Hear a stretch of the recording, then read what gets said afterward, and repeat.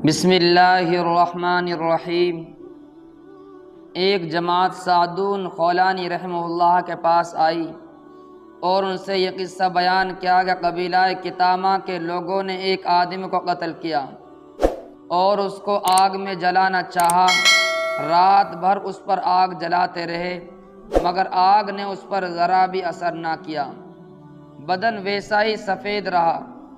हज़रत सादून रहमहुल्लाह ने फरमाया, शायद उस शहीद ने 3 हज किए होंगे। लोगों ने कहा, जी हाँ, 3 हज किए हैं।